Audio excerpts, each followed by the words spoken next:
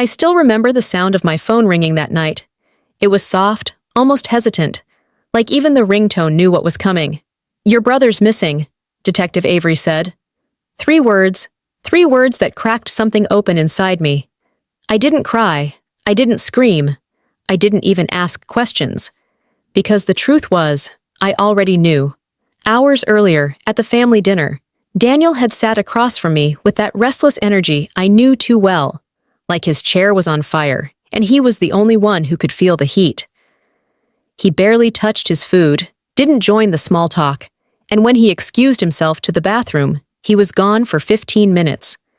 When he came back, his jacket brushed against mine as he sat down. That's when it happened. That's when something cold, metallic, and unfamiliar slipped into my pocket. I didn't notice until much later, when I was home, standing in the dark hallway outside my bedroom. I pulled it out, a small silver key, unmarked, but strangely heavy for its size. My heart stumbled, skipped, and then ran. I knew this key. I had seen him lock that safe before. But why was the key in my pocket? Why didn't he say anything? When the police arrived, I kept my hands folded neatly on the kitchen table, hiding the tremor in my fingers. They asked the usual questions. When was the last time you saw him? Did he seem distressed? Did he say where he was going? I answered carefully. Too carefully. Every word weighed like glass that might shatter if I said it wrong. I didn't mention the key. I didn't mention the safe. Because inside that safe were the pieces of a story he never wanted told. And tonight, I wasn't ready to tell it either. I barely slept, staring at the ceiling until dawn carved pale lines across the room. The key rested on my nightstand, catching the first light like an accusation. By 5 a.m., I couldn't stand it anymore. I grabbed my coat, slipped the key into my palm, and drove to his apartment. The building was silent, too silent, the kind of quiet that has weight. My footsteps echoed in the hallway, as if I didn't belong there anymore. I closed the door behind me and leaned against it, breathing in the faint scent of his cologne, mixed with something colder. Absence. The safe sat in the corner, tucked behind the bookshelf where he thought no one would find it. I knelt in front of it, my hand shaking as I turned the key. The lock clicked open with a sound that felt louder than it should. Inside, there wasn't much, but it was enough to make my throat tighten. A small flash drive wrapped in black tape. A battered leather ledger, its spine nearly falling apart.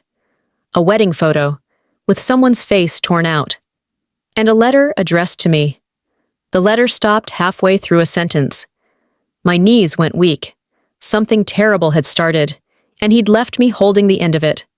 I stood there for a long time, staring at those things, my fingers cold against the steel of the safe door. I should have called the police. I should have told someone. But I didn't. Because deep down, I already understood one thing. Whatever happened to Daniel wasn't an accident. And now, I was part of it.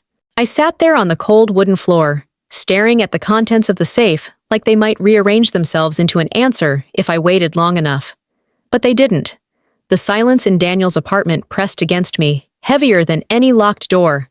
I picked up the flash drive first. It was small, wrapped tightly in black electrical tape, as if he'd wanted to make sure no one peeked inside accidentally. My thumb ran over the ridges of the tape, and a chill crept through me. Daniel was messy, careless even. But this was deliberate.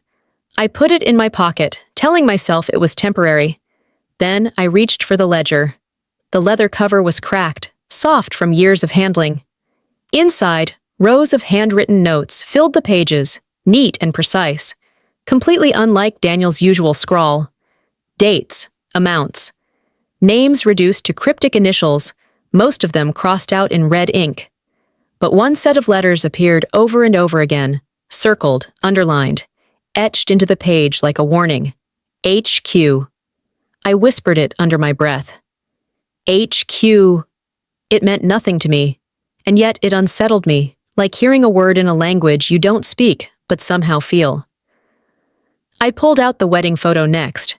Daniel and his wife, Melissa, smiling like they had the world figured out, but someone's face had been torn from the far left side of the picture. Jagged edges, ripped with purpose, not by accident. My stomach tightened. I didn't need to guess whose face it used to be. Finally, my hand brushed over the envelope with my name on it. I opened it carefully, sliding out the folded paper.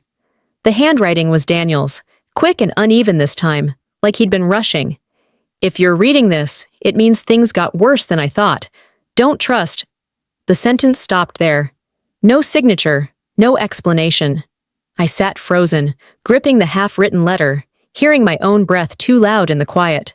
Don't trust who? The police? Melissa? Me? My phone buzzed in my pocket, and I nearly dropped everything. Melissa. I hesitated, watching her name blink on the screen like a warning light. Finally, I answered. "Where are you?" she demanded, skipping past any greeting. Her voice was tight, brittle, like glass about to break. "At Daniel's," I said cautiously, "looking for clues." Anything a pause. Too long. "You shouldn't be there," she whispered. "Just leave it alone." And then she hung up. I shoved everything back into the safe, except the flash drive, the ledger, and the letter. I left the torn photo behind. My hands shook as I closed the door and twisted the key until it clicked. Before leaving the apartment, I looked around the room one last time. His jacket was draped over the chair. His shoes were lined neatly by the door. His phone charger still plugged into the wall. It felt wrong, like the space had been frozen mid-breath, waiting for him to come back. But deep down, I knew he wasn't coming back. Not yet. Not until I found out what HQ meant, why Melissa sounded terrified, and why Daniel had slipped this key into my pocket instead of asking for help. That night, I sat on my bed with the flash drive turning between my fingers, like a coin flip deciding my fate. Should I open it? Should I hand it to the police? Instead, I plugged it into my laptop. A single folder popped up. Inside, 3 video files, and one labeled "Don't Watch." Guess which one I clicked first. The video loaded, and for a moment, the screen was black. Then, Daniel's face appeared. He was sitting in his car, parked somewhere dark, only the dashboard lights faintly illuminating his features. He looked tired. No, not tired. Hollow. "If anything happens to me," he said, glancing nervously at something off camera, "don't trust Melissa. Don't trust her, no matter what she says." My chest tightened. I paused the video, frozen, the cursor hovering over the timeline like it could change the ending if I held still long enough. But nothing changed. Daniel's voice echoed in my head as I sat in the dim glow of my laptop. Don't trust Melissa.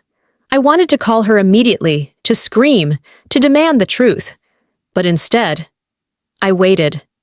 I needed to see her first, face to face. The next morning, I drove to her house. Melissa opened the door with a soft, rehearsed smile.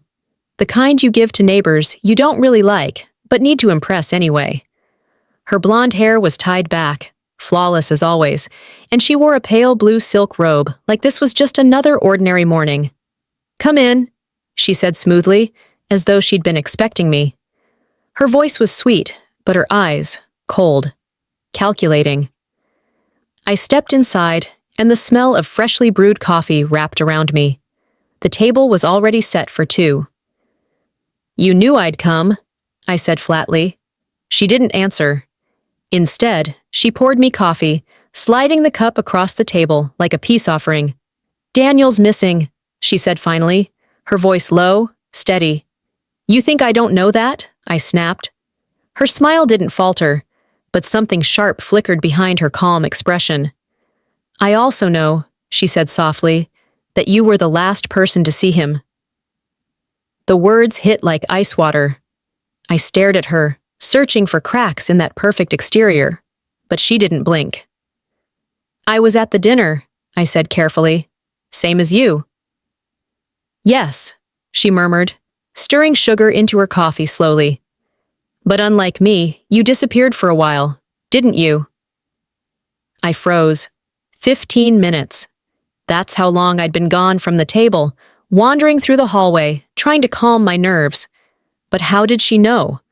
"Where were you?" she asked, tilting her head. I took a slow sip of coffee instead of answering. Melissa leaned back in her chair, studying me with the precision of someone who enjoys peeling back skin just to see what's underneath. "You found something, didn't you?" she said finally. "In his apartment." I set the cup down carefully. "Why would you think that?" She smiled again, but this time it wasn't polite. "Because Daniel always trusted you too much." For a long moment, we sat in silence, neither of us blinking, like two predators circling the same carcass. Then she leaned forward, her voice dropping into a whisper. "You shouldn't dig too deep. There are things in his life you don't want to find." Her words wrapped around me like smoke, suffocating, heavy, impossible to ignore. "Who's HQ?" I asked suddenly, watching her face closely. For the first time, Melissa's mask cracked. Just a flicker, barely there, but I saw it. "I don't know what you're talking about," she said quickly, too quickly, and that's when I knew she was lying. As I left her house, the coffee sat cold in my stomach, bitter on my tongue. She knew where Daniel was. Maybe not exactly, but she knew something. And yet, Daniel had warned me not to trust her. I drove home, gripping the steering wheel so tightly my knuckles turned white. Melissa was hiding something, but what scared me more wasn't her smile. It was the way she'd looked at me when I mentioned HQ, like she knew exactly who they were, like she knew exactly what they'd done. That night, I sat on my bed, the flash drive still plugged into my laptop. 3 more videos waited inside that folder. I pressed play on the next one. The second video opened with the faint sound of rain. Daniel was sitting in the corner of what looked like a cheap motel room, the yellow light flickering above his head. He looked thinner, paler, like he'd been running for days without rest. "If you're watching this," he whispered, glancing at the door every few seconds, "then they found me. Or they will soon. HQ, it's not a person, it's bigger than that." The screen shook as he adjusted the camera, his breathing uneven. "You have to stay away from Melissa. Stay away from Avery, too. You can't trust anyone." Then he hesitated, staring directly into the camera, his voice lowering almost to a rasp. "Don't open the ledger." And the screen went black. I leaned back in my chair, the weight of his words sinking into me like stones dropped into deep water. I glanced at the leather-bound ledger sitting on my desk. His warning made it feel radioactive, which is exactly why I opened it. The first few pages were numbers, amounts too large to comprehend, millions moving between accounts I'd never heard of. Then came the names, or what I assumed were names, initials, symbols, and codes that made no sense at first glance.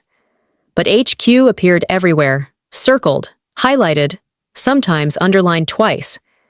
Everywhere I looked, there it was. I flipped to the middle of the book and stopped at an entry dated 9 months ago. Transfer, HQ, $480,000, JM. My blood ran cold. JM Jason Miller. Jason had been Daniel's best friend since high school. I hadn't seen him in years, but the last I'd heard, he'd gotten involved in import business.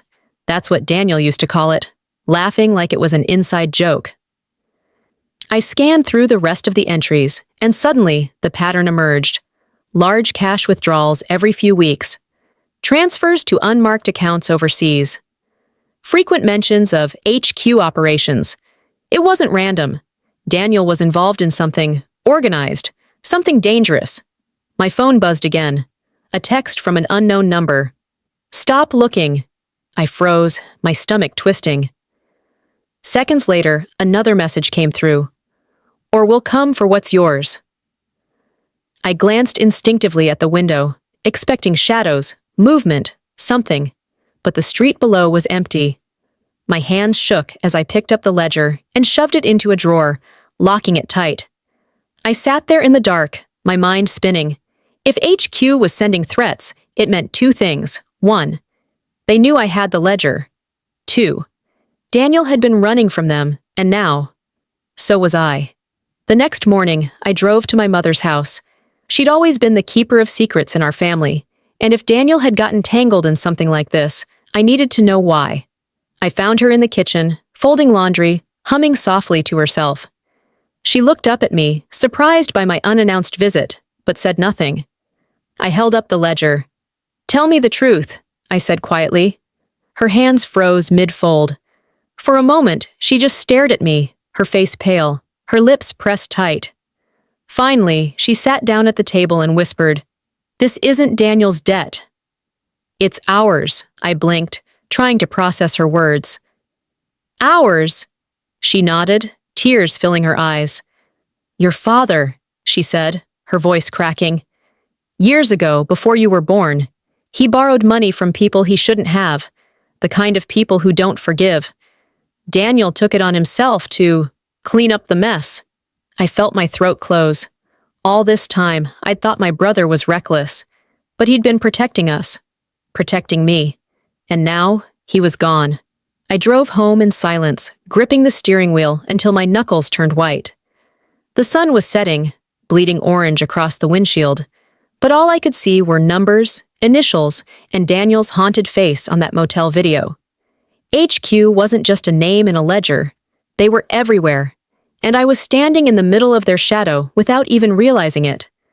That night, I locked my doors, unplugged my laptop, and sat in the dark with Daniel's letter in my hand. He had warned me not to open the ledger, but it was too late for that now, because now they knew I had it. I couldn't stop thinking about her words.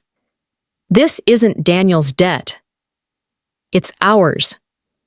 The drive back from my mother's house was a blur, the city lights stretching like rivers of fire across the windshield.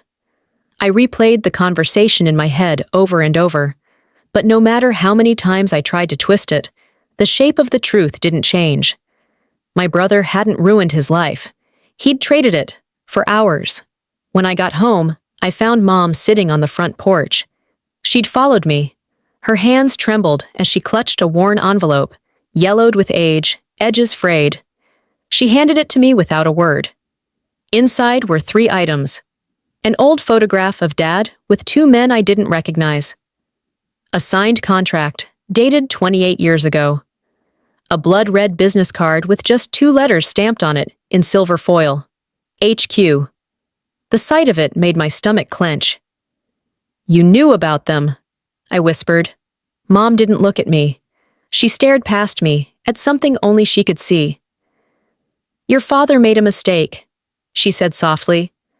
"Back then, we had nothing. No house, no savings, nothing. Then these men came, and they offered him everything, but there was a cost." Her voice cracked, and her next words came out like a confession. "He promised them loyalty. One favor, whenever they asked, I swallowed hard. And he couldn't pay." She shook her head. "He died before they collected." "And Daniel?" Her voice faltered, breaking on his name. "Daniel thought he could settle it. He thought he could finish it." I sat there on the porch, the cool night air sticking to my skin, the weight of the envelope heavy in my lap. "Why didn't you tell me?" I asked. "Because I thought they'd forgotten about us," she whispered. Her voice was trembling, but her eyes told me she'd never believed that. I turned the old photograph over in my hands. Dad stood in the center, smiling too wide, his arm draped around one of the stranger's shoulders. On the back, in faded ink, 3 words were scrawled, "Everything has a price." That night, I sat at my desk, the ledger open beside me, the flash drive still plugged into my laptop. I needed answers, and there was only one place left to look: the 3rd video file. I clicked play. Daniel appeared again, this time standing on a street corner at night. Neon lights reflected on wet pavement behind him, and his voice shook as he spoke. "They know everything, okay? Every account, every transaction, every secret. HQ doesn't forgive debts. They own them. If you owe them once, you owe them forever." He glanced around nervously before leaning closer to the camera. "I tried to negotiate. I thought I could make a deal, but I was wrong. I didn't realize what Dad promised them." Then, suddenly, there was shouting in the background, muffled, distant. Daniel turned, the camera jolting as he started to run. The screen went black. My heart pounded as I sat there in the dark, my fingers pressed against my lips. I felt it now, the walls closing in. Daniel had been carrying our father's sin for years. And now, HQ had come to collect from me. The next morning, I woke to a message on my phone from an unknown number. No greeting, no threats this time. Just 3 words. Your turn now. I stared at the screen, my blood running cold. For the first time, I understood exactly why Daniel had vanished. Not to escape them, but to delay them. And now, his delay was over. The knock on my door came at exactly 7 a.m. Sharp, precise, like someone who knew exactly how much time I had left. I froze mid-step, my coffee mug halfway to my lips. The knocking came again, louder this time. I didn't need to ask who it was. Detective Avery. She stood on the porch, her dark blazer crisp, her expression unreadable, and a leather folder tucked neatly under her arm. "Can we talk?" she said. I hesitated for a fraction of a second too long, and her sharp eyes caught it. I stepped aside silently, motioning her in. The air between us felt heavy, weighted by everything unsaid. Avery sat at the dining table, sliding a photo across the wood toward me. Daniel? Standing outside a dimly lit cafe. The timestamp was from 2 weeks ago. "We traced his last known location here," she said calmly. "But here's the thing." She leaned forward, her voice soft, measured. "There's no security footage of him leaving the building. None. He walks in, and then he just disappears." I kept my gaze on the photo, forcing my face to stay neutral. "I've been trying to call him too," I said carefully. "He hasn't picked up." Avery's lips curled into a half smile, sharp and thin. "I'm sure you have," she said. She reached into her folder and pulled out a small plastic evidence bag. Inside it was a printed screenshot, a text exchange. "Daniel, meet me tonight. Bring the key. Me. Got it." My chest tightened. I felt the ground tilt beneath me. "I want to be very clear," Avery said softly, resting her elbows on the table. "You were the last person he contacted. You had the key to something he didn't want anyone else to see. That makes you important to this investigation, whether you want to be or not." I opened my mouth to respond, but stopped when my phone buzzed violently in my pocket. An unknown number. Again. I hesitated, but Avery nodded at me to answer. I put the phone to my ear slowly. "Hello?" Silence. Then a man's voice, deep and measured. Tick, tock. Click. The call ended. Avery frowned. "Who was that?" I forced a shrug, masking the chill crawling down my spine. "Wrong number." She didn't believe me. I could see it in her eyes. Before leaving, Avery paused at the door, turning back to face me. "One more thing," she said. "If there's anything you're not telling me, now's the time. Because whatever your brother was caught up in, it's not just his life on the line anymore." Her words lingered long after she was gone. I locked every door and drew every curtain before pacing the living room like a caged animal. My thoughts spun wildly. Avery was getting too close. HQ knew where I lived. Daniel's trail was vanishing by the second. I grabbed the ledger from the drawer, flipping through the pages again, desperate for something I'd missed. Then I saw it, an entry I hadn't noticed before, buried in cramped handwriting between 2 larger transfers. Holloway, Friday, 6 p.m. Final deadline. Friday, tomorrow. My chest tightened. HQ wasn't waiting for me to come to them. They were coming here. That night, I sat on the edge of my bed, staring at the flash drive, at the ledger, at the safe key, the 3 pieces of Daniel's life that had somehow become mine. I replayed the call in my head, the deep voice, the ticking clock, and for the first time since this began, I felt it fully. I wasn't just searching for my brother anymore. I was running out of time. I stared at the flash drive like it was alive. A small, harmless-looking thing, silver, smooth, and barely the size of my thumb. But my brother had wrapped it in layers of black tape, as if he'd been trying to bury its secrets beneath plastic and glue. I peeled the tape off slowly, my breath uneven. The moment I plugged it into my laptop, the screen lit up. One single folder titled HQ_LOGS. I hesitated, my finger hovering over the trackpad. Part of me wanted to slam the laptop shut and pretend I'd never seen it, but I couldn't. Not now. I clicked it open. 4 video files, each labeled only with a date. The most recent one, 2 days before Daniel vanished. I clicked it first. The screen flickered, and there he was. Daniel sat in the driver's seat of his car, dashboard lights painting his face in blue shadows. His jaw was tense, his breathing sharp. "If you're watching this," he whispered, glancing at the rearview mirror. "Then they found me. HQ knows everything. About Dad, about the money, about us." My throat tightened. "Listen carefully," he said, leaning closer. "There's someone inside the family. Someone feeding them information. Don't trust anyone. Not even Melissa." My heart slammed hard against my ribs. Melissa. Again. Daniel's hand shook as he reached into his jacket, pulling out a crumpled receipt. He held it up to the camera. The name of a bank scrawled across it. "Safe deposit box, downtown branch, number 314. Everything's there. If I don't make it back, get it before they do." Then, faintly in the background, I heard voices, muffled, angry, and close. Daniel turned his head sharply, panic flashing across his face, and the video cut off. I exhaled shakily, realizing I'd been holding my breath. A safe deposit box. Downtown. My hands trembled as I opened the next file, dated 3 weeks earlier. Daniel was sitting in a dim motel room this time, his face pale, eyes red-rimmed from lack of sleep. "They want me to move something," he said, his voice hoarse. "Cash, offshore accounts, millions, maybe more."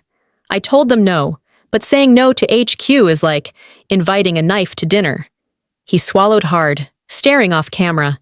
"If you're smart, you'll burn this drive. Pretend you never saw it, but if you can't, if you have to keep digging." He leaned forward, his voice dropping lower, trembling now. "Watch the third file last." I stopped.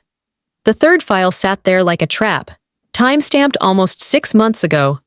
But before I could click it, my phone buzzed. An unknown number again. I stared at it for a long moment before answering. Silence. Then a man's voice, deep and steady. "Step away from the drive." I froze. "Who is this?" No response. Just one quiet inhale, and then, "The bank box isn't yours." The line went dead. I sat there in silence, the hum of the laptop loud in the room. Whoever HQ was, they were watching me. They knew what I was doing in real time. I yanked the drive out and slammed the laptop shut, my pulse pounding in my ears. But as I sat there in the dark, clutching the tiny piece of metal like it was a weapon, I realized something. They hadn't threatened me this time. Not directly. Which meant one thing. They weren't after me. They were after what Daniel left behind. I leaned back in my chair, letting the tension slowly coil into something colder, sharper. If HQ wanted what was in that safe deposit box, I had to get there first. But deep down, one thought gnawed at me. Daniel said there was someone inside the family, feeding HQ information. And every time I replayed his words, one name echoed louder than the rest. Melissa. Tomorrow, I'd confront her. But tonight, I needed to watch the third video and pray I was ready for what I'd find inside it. The third video sat on my laptop like a loaded gun.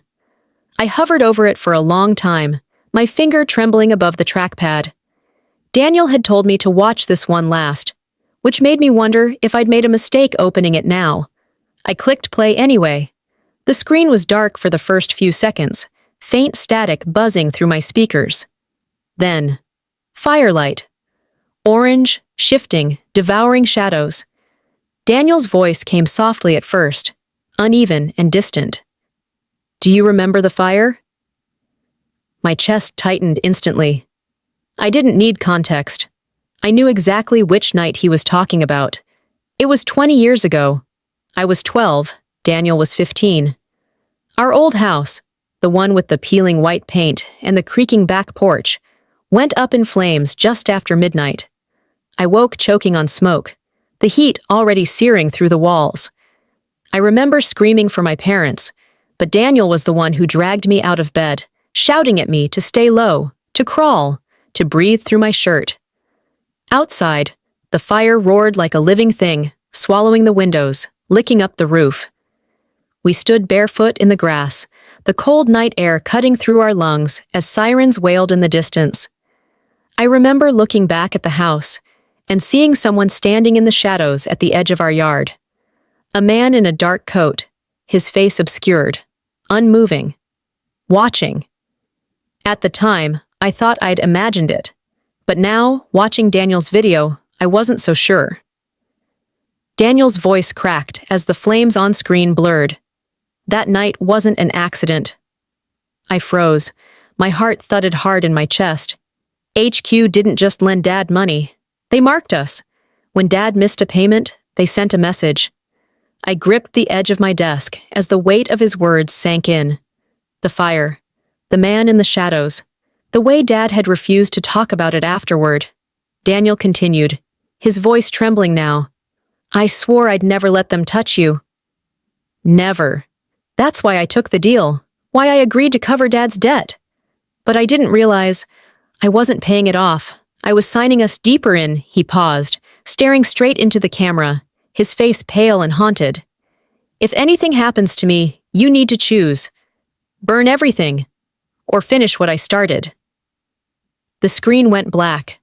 I sat there, motionless, the glow from my laptop burning into my eyes. The fire wasn't an accident. Daniel's entire life since then, the secrecy, the sleepless nights, the endless business trips, it all made sense now. He'd spent years trying to keep me safe, and in doing so, he'd chained himself to the same people who burned our house down. My phone buzzed again. This time, it was a video message from an unknown number. I hesitated, my stomach clenching, before opening it. It was our old house. What was left of it anyway? The camera panned slowly over the charred remains, and then stopped on a tree at the edge of the yard. Carved deep into the bark was a symbol I'd never seen before. HQ. The message came with no caption, no threats, just a single image burned into my mind. That night, I couldn't sleep. I kept replaying Daniel's words over and over. Burn everything, or finish what I started. But finish what, exactly? And why did HQ want me to know they'd been there all along? I lay awake until dawn, the shadows in my room stretching longer and darker as the hours dragged by. For the first time since Daniel vanished, I understood something terrifying. This wasn't about a missing person anymore. This was about inheritance, not of money, but of a debt carved into our family's bones. And whether I wanted it or not, HQ had decided it was my turn to pay. Mason called me just after sunrise. I hadn't spoken to him in almost a year, not since he'd skipped Daniel's birthday party without explanation. We'd known each other since middle school, the kind of friendship that survives bad haircuts, first heartbreaks, and drunken mistakes. But hearing his voice now, out of the blue, made my stomach tighten. "We need to talk," he said. No greeting, no small talk, just that. We met at a quiet diner off Route 11, the one Daniel used to love, where the coffee was terrible, but the booths were hidden in shadow. When I walked in, Mason was already there, hunched over a cup, his broad shoulders drawn tight like a coiled spring. "Been a while," I said, sliding into the booth across from him. He nodded without looking up. "Where is he?" he asked softly. I froze, fingers curling around the edge of the table. "You tell me." Finally, Mason raised his head, and when his eyes met mine, I knew something was wrong. There was fear there, the kind that settles deep, the kind that makes your voice shake no matter how hard you try to hide it. "I heard things," he whispered, leaning closer. "About Daniel. About HQ." My pulse kicked up instantly. "Who told you?" He shook his head. "You don't want to know." I hated that answer. Mason pulled out his phone and slid it across the table. The screen showed a blurry photo of Daniel, taken from across the street at night. He looked over his shoulder, mid-step, his expression pale and tense. The timestamp was from 4 days before he vanished. Where did you get this? I demanded. That's the problem, Mason said, lowering his voice. It was sent to me anonymously. No name, no explanation, just, this. The waitress came by with refills, and we both went silent until she walked away. When she was gone, I leaned in. Mason, if you know something, you need to tell me. Daniel's in danger. He shook his head slowly. Not just Daniel. For a long moment, neither of us spoke. Then he whispered, Do you know why HQ's after him? I swallowed hard. Because of Dad's debts. Mason's jaw tightened. That's what you think? I stared at him, confused. What are you talking about?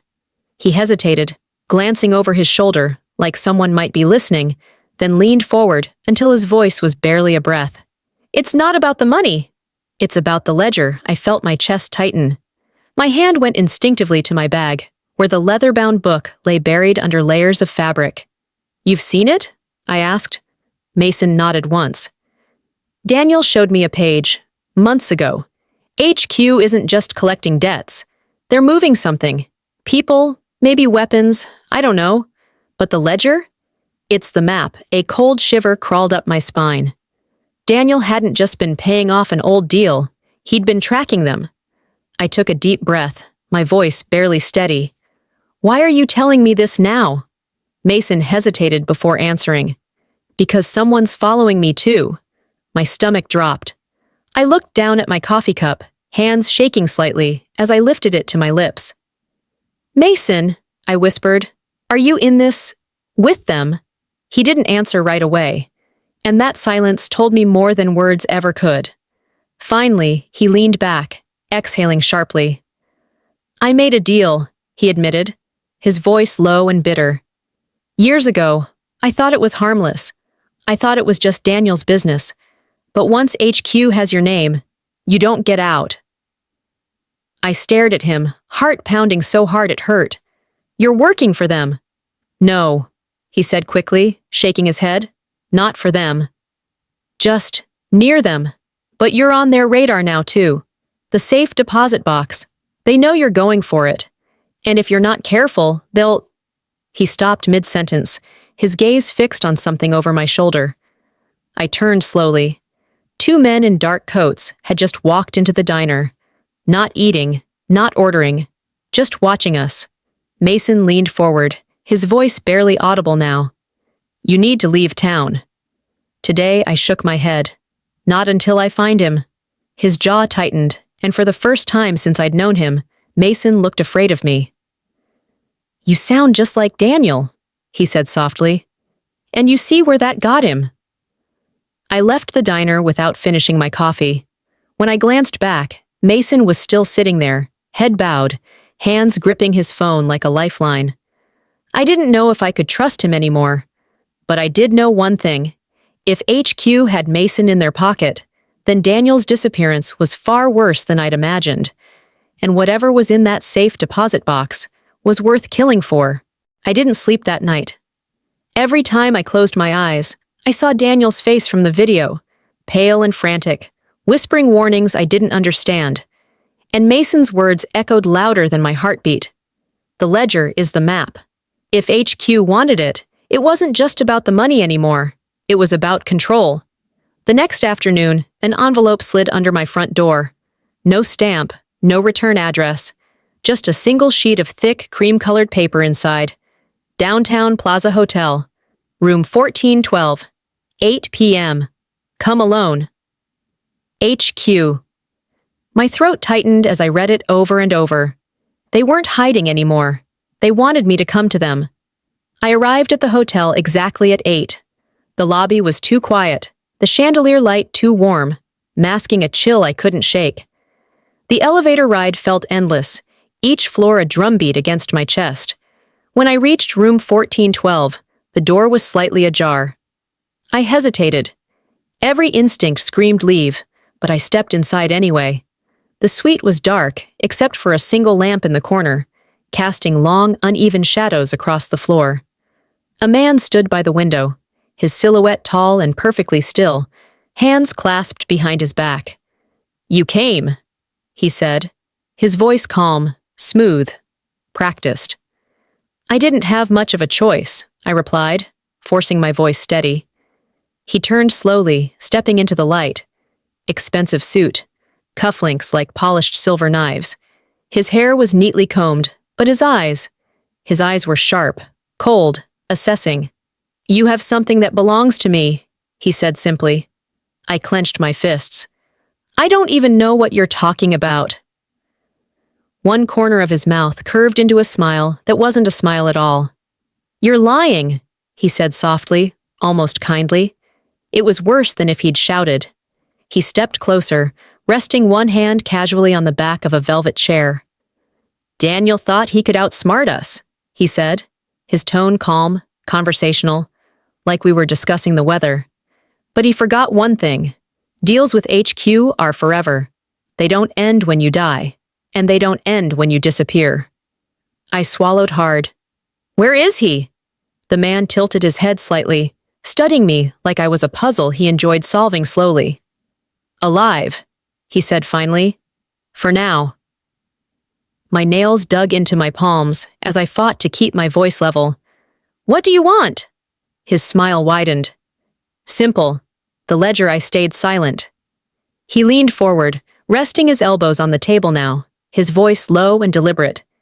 You have 3 days. Bring it to me, or you'll never see Daniel again. I forced myself to breathe evenly, keeping my expression blank even as my pulse pounded in my ears. If I give it to you, I said carefully, you'll let him go? He chuckled, soft, mocking, dangerous. Let him go? He repeated slowly, savoring the words. Oh, no. That's not how this works. You give us what we want, and we decide what happens next. My chest tightened. Every instinct told me not to give him anything, but I couldn't risk calling his bluff. As I turned to leave, his voice stopped me cold. Oh, and one more thing, he said lightly, like an afterthought. Melissa has been very cooperative. I froze mid-step, the floor seeming to tilt beneath me. He smiled like a predator showing teeth. She came to us first. I left the hotel with my stomach twisted in knots, my mind spinning. Melissa had been working with HQ all along. Daniel had been right. Don't trust her. But the betrayal burned hotter than I expected. Because Melissa wasn't just Daniel's wife. She was family. When I reached the parking garage, my phone buzzed. A new message. 3 days. Tick. Tock. I stared at the screen, gripping the phone so hard my hand hurt. I didn't reply. Because I'd already made up my mind. If HQ wanted the ledger, I'd let them think they were getting it. But I was going to find Daniel first, even if it meant burning their entire empire to the ground. I drove straight home from the hotel, but my hands wouldn't stop shaking. Every turn of the wheel felt like an echo of that man's voice. Melissa has been very cooperative. I didn't want to believe it. I couldn't believe it. But when I pulled into my driveway, I noticed something instantly. My living room curtains were slightly open. I hadn't left them that way. Someone had been inside. I stepped through the front door carefully, every muscle tight, my ears straining for the faintest sound. The house was quiet. Too quiet. Then I saw it. A single envelope on the coffee table, plain white, my name scrawled across it in rushed handwriting. Inside was a photo. Melissa, sitting at a restaurant table, across from the man I'd met at the hotel. Mr. HQ himself. No caption, no explanation, just proof. Before I could even process it, my phone buzzed. Unknown number. I answered anyway. Beautiful, isn't she? A voice drawled. Cold, smooth, confident. I froze, clutching the phone tighter. Where is Daniel? I demanded. A soft chuckle on the other end. Safe, for now. But that depends on you, my voice cracked despite myself. What do you want from me? The ledger, he said simply. Tomorrow, 6 p.m., no police, no Detective Avery. Bring it to the docks, Pier 47. I hesitated, my throat dry. And if I don't? He paused for a long moment, then whispered, You like your niece, don't you? My entire body went cold. You stay away from her, I hissed. Another chuckle. Then bring the ledger. The line went dead. I stood in the middle of my living room, clutching the phone so tightly it might shatter. For the first time since this started, I couldn't breathe. I called Melissa immediately, fingers trembling as I dialed. She picked up on the first ring. Her voice was soft, tired. You shouldn't have met them, she said before I could even speak. Don't play games with me, Melissa, I snapped. I know you've been talking to HQ. Silence. Then a soft exhale. You think I had a choice? She whispered. They came to me weeks ago. Said Daniel owed them more than he could ever repay. Said if I didn't cooperate, they'd take Brianna. Brianna. My niece. My chest tightened, a painful, sharp twist of rage and panic. You could have told me, I said, my voice breaking. I was trying to protect her, Melissa said, her voice cracking for the first time. You don't understand what they're capable of. I sank onto the couch, covering my face with one hand. Daniel was gone. Melissa was compromised. And now, Brianna was in danger too. I whispered, Melissa, where is she right now? At Mom's, she said quickly. Safe. For now, for now. The two words neither of us believed. That night, I pulled the ledger from its hiding place and spread it open across my desk. I traced the entries with my fingertips, searching for something, anything, I could use against them. And then I saw it. A page marked only with 3 words. Project Holloway, final transfer. The date was tomorrow. The same day they wanted me at the docks. They weren't just after the ledger. They wanted whatever Project Holloway was. And I had no idea what that meant. At 2 a.m., another message came through. One wrong move, and you'll lose them both. Them, Daniel, Brianna. I spent the rest of the night staring at the ceiling, the weight of every decision pressing down like a storm cloud ready to break. If I handed over the ledger, I'd lose any leverage I had to get Daniel back. If I didn't, they'd come for Brianna. Either way, someone I loved would pay the price. At dawn, I made my decision. I packed the ledger into a black backpack and set it by the door. But I wasn't going to the docks tomorrow empty-handed. I had a plan. Or at least, I thought I did. By the time the sun rose, my plan was already in motion. I spent hours creating a decoy, an identical leather-bound book I'd bought from a vintage shop 2 towns over, matching it page for page using scanned copies and careful handwriting. The real ledger sat locked in a fireproof box in my basement, hidden behind a wall panel no one knew about. The idea was simple. Give HQ the fake. Keep the real one. Use it later to find Daniel. Simple. But simple plans have a way of falling apart when you're up against people who always stay 10 steps ahead. At 6 p.m. sharp, I arrived at Pier 47. The docks stretched out under a bruised evening sky, the waves slapping lazily against rotting wood.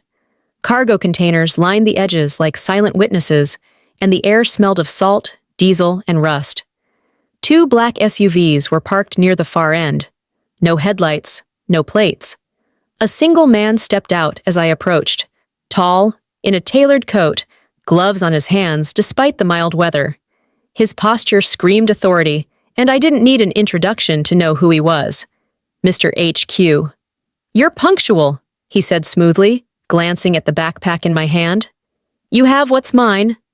I tightened my grip on the strap and forced a calm smile. It's right here. You let Daniel go first. He chuckled, low, sharp, mocking.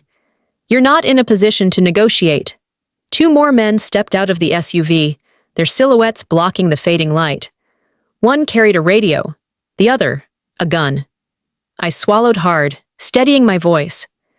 You heard him. You'll never see the ledger. Mr. HQ smiled thinly, tilting his head. Oh, sweetheart, he said softly. We already have Daniel. The words slammed into me like a punch. I opened my mouth, but before I could respond, my phone buzzed violently in my pocket. I pulled it out without thinking. A video message. I tapped it open with shaking fingers. Daniel, tied to a chair. His head bowed, his breathing shallow. A shadow moved across the frame, and then a gloved hand grabbed his chin, forcing his face up toward the camera. "Tick-tock," a voice said. The video ended abruptly. My legs felt like they'd given out beneath me, but I forced myself to stay upright, gripping the backpack tighter. "Where is he?" I demanded. "Bring me the ledger," Mr. HQ said softly, "and maybe you'll find out." I handed over the decoy, watching as he slid it from the bag and opened it. For a moment, he said nothing, flipping through the pages slowly, deliberately. Then, he smiled. Too quickly. My stomach dropped. He closed the book with a sharp snap and handed it to the man beside him without breaking eye contact. "You think we wouldn't know?" he said softly. "You think we wouldn't notice?" My blood ran cold. Before I could move, another SUV screeched to a stop behind me, headlights flooding the dock. A voice shouted, "Police!" Hands where I can see them. Detective Avery. HQ's men scattered instantly, their movements fluid and precise like soldiers. Mr. HQ, however, didn't flinch. He stayed perfectly still, his eyes locked on mine, calm as ever in the chaos. "Detective Avery," he said casually as she strode forward, gun drawn. "Good to see you again." Avery froze, recognition flashing across her face. "You!" she hissed, lowering her voice but keeping her weapon steady. "Step away from her."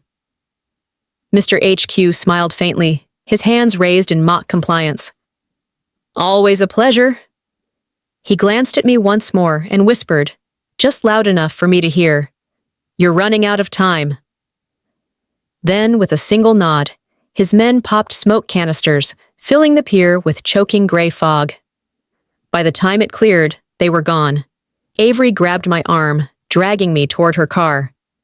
"What the hell were you thinking?" she snapped. "Meeting them alone? Without backup?" "They have Daniel," I said, breathless. "I didn't have a choice." Her jaw clenched, but she said nothing. Instead, she handed me a sealed evidence bag. Inside was my decoy ledger. "They knew it was fake," I said quietly. "They always know," Avery replied grimly, "which means you still have the real one." I hesitated, but didn't answer. That night, I sat on my couch in the dark, the real ledger on the table in front of me. My hands trembled as I flipped through the pages again, searching for something I'd missed. Something that could give me an edge. Then I found it. A page marked only by a small, simple symbol I hadn't noticed before. 3 interlocking circles. And beneath it, a single phrase in Daniel's handwriting. "The river gives back." I didn't know what it meant yet, but I had a feeling. I was about to find out. I didn't sleep that night. Daniel's handwriting haunted me. Those 4 simple words scrawled across the bottom of the ledger. "The river gives back." I sat at the kitchen table, the real ledger spread open in front of me, the words looping endlessly in my head. The river. Daniel and I used to play by the old crossing as kids, skipping stones, making up stories about buried treasure beneath the rocks. But now, the word felt heavier, like a warning. By 5 a.m., I couldn't sit still anymore. I grabbed my coat, shoved the ledger into my bag, and drove. The riverbank was silent when I arrived, shrouded in mist. Cold morning air bit at my face as I walked along the damp gravel, boots sinking into soft earth. The current was low this time of year, sluggish, reflecting the gray dawn like tarnished glass. I scanned the shoreline slowly, carefully, until something caught my eye. Half buried under silt, wedged between 2 rocks, was a torn scrap of fabric, dark blue. The exact shade of the jacket Daniel wore the night he disappeared. My throat tightened as I crouched, pulling it free. The edges were frayed, ragged, like it had been ripped. I followed the trail downstream, my breath clouding in the cold air. That's when I saw them. 2 orange markers tied to branches, nearly hidden among the reeds. Someone had been here before me.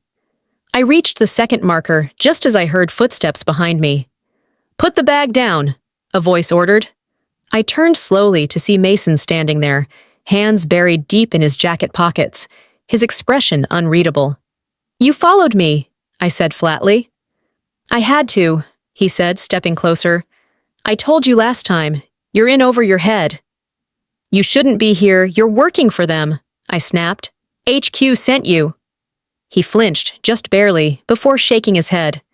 I'm trying to keep you alive. I didn't have time to argue, because a shadow moved across the far bank. Tall, silent, watching. Then another. Mason cursed under his breath. They found us, he hissed. Before I could react, he grabbed my arm and pulled me down behind a low ridge of rocks. I peeked over the edge and saw two men kneeling near the water, pulling something out.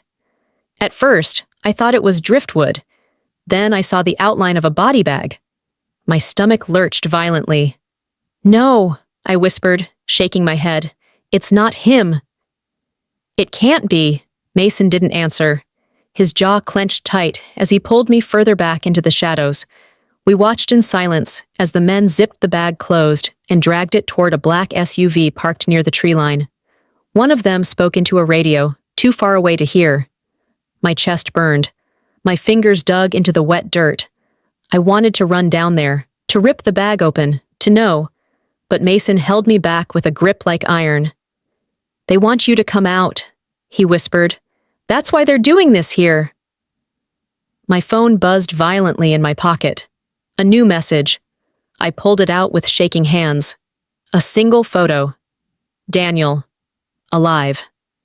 His wrists bound, bruises on his cheek, his head slumped forward. Beneath the photo, one line of text. The river takes. The river gives back. I turned to Mason, breathless. He's alive.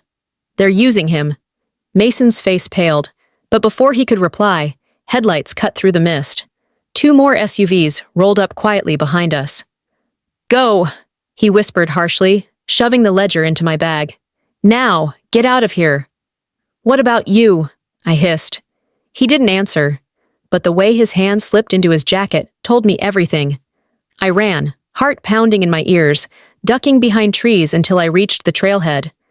When I looked back, Mason was still there, standing in the mist as figures closed in around him. I hesitated for half a second too long. Then I heard a muffled shout, and a single gunshot. The echo rolled across the river like thunder. I didn't stop running until I reached my car. Hands trembling, I shoved the ledger under the seat and started the engine. My breath came in short, ragged bursts, tears blurring the road as I sped away. Somewhere behind me, Mason had either saved my life or bought HQ more time to take it. But one thing was certain. Daniel was still alive, and HQ wanted me to know it. The obituary appeared 3 days later. Daniel Holloway, 34, presumed dead.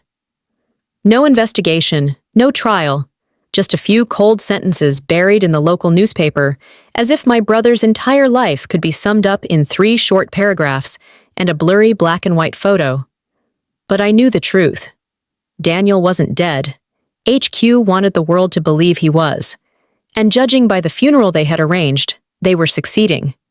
The church was overflowing with mourners I didn't recognize, their soft whispers mingling with the scent of lilies and polished wood. Daniel's photo sat on an easel near the altar, framed perfectly, smiling like the version of him they wanted everyone to remember. Melissa sat in the front row, wearing a black dress and pearls, her handkerchief pressed dramatically to her cheek. Her tears came in silent, perfect streams, rehearsed, calculated, flawless. I walked past her without speaking, feeling the heat of her stare on my back.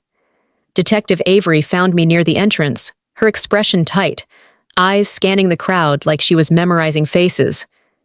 They staged this, I whispered, leaning close. I know, she replied without hesitation. Her jaw tightened, and she nodded subtly toward the coffin at the front of the room. Empty, she said softly. They want you to stop looking. To accept this not happening, I muttered. Halfway through the ceremony, the man from HQ, the one I'd met at the hotel, walked in. Perfectly tailored suit, polished shoes, and a faint smile, like this was his private victory parade. I stiffened instinctively, every muscle in my body locking tight.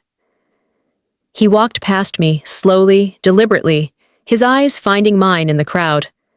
For a split second, he nodded. A small, calculated gesture. I understood the message. This isn't over. When the service ended, I stepped outside for air, my chest burning from the weight of the charade. Melissa followed me, heels clicking against the pavement. She stopped just a few feet away, her face pale beneath her black veil.